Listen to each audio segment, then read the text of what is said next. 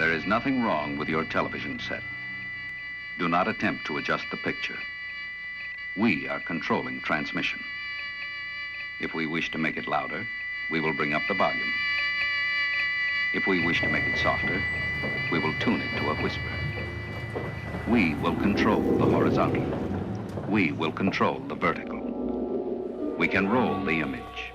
L'idée, c'est de montrer que, surtout à partir des années 50 et 60, la science-fiction influence la musique sur 3 points, soit visuel, à travers les pochettes, hein, soit musical purement, à travers l'invention de nouveaux instruments comme la thérémine ou le moog, qui, de par leur sonorité un peu bizarre, sont directement récupérés comme étant liés à la science-fiction et au futur. Hein. On pense à des films évidemment comme Planète Interdite, hein, où il y a de Bibi et Louis et Bibi Baron qui ont fait la musique, qui était une des premières musiques électroniques avec la thérémine pour le film. Alors à quoi ça ressemble une thérémine? Une thérémine, en fait, c'est comme une boîte noire, comme ça, généralement, ou une boîte en bois avec une antenne et une anse. Et avec l'une des mains, on fait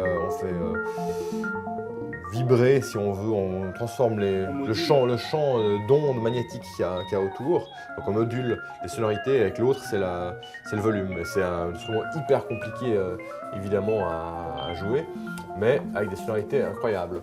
Alors, nous, on va présenter évidemment le côté à la fois visuel, puisque l'iconographie de science-fiction, entre autres des pulps, va influencer beaucoup de pochettes, surtout au niveau du prog rock, donc le rock progressif, le krautrock, puis la musique électronique. Il y a ces nouvelles sonorités qui vont apparaître. Et enfin, dans le côté narratif, puisqu'il y a de plus en plus de concept albums ou de concept bands, on va dire, qui apparaissent, des gens comme Magma en France ou d'autres dans la musique, Hawkwind par exemple, dans la musique progressive, vont plus ou moins adopter des tropes, on va dire, de science-fiction. On pense également à Sun Ra avec son astrofuturisme qui dit venir les étoiles, etc. Alors l'idée, c'est qu'en fait, on fournira des lecteurs MP3 aux visiteurs.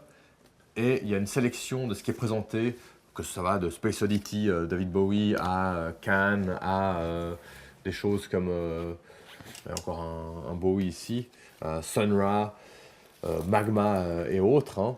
On va permettre au public qui ne connaît pas ce genre de choses de découvrir cette musique de science-fiction qui a une histoire quand même assez riche et assez complexe.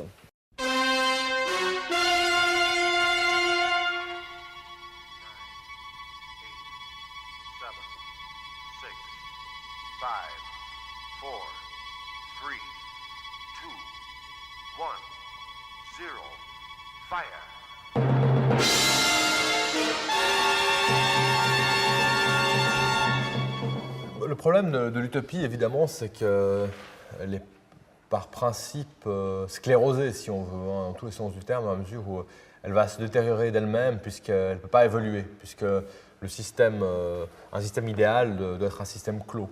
Ce qui fait que les utopies dérivent naturellement vers la contre-utopie, et elles sont porteuses en elles-mêmes de tout ce qui est, de tous les germes, si on veut, qui amènent au totalitarisme, puisque dans l'utopie, il n'y a pas la place pour des visions divergentes.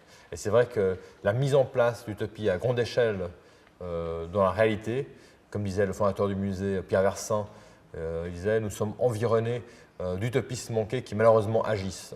Et pour avoir passé lui-même dans les camps de concentration, il savait de quoi il parlait. Mais le vrai problème des utopies, en fait, c'est que si le monde qui est décrit est parfait, l'être humain lui-même n'est pas parfait. Ce qui fait que, de façon intrinsèque, l'utopie ne peut que se casser la figure, puisqu'elle est composée de personnes qui, elles, ne veulent pas d'un monde ennuyeux où tout est réglé.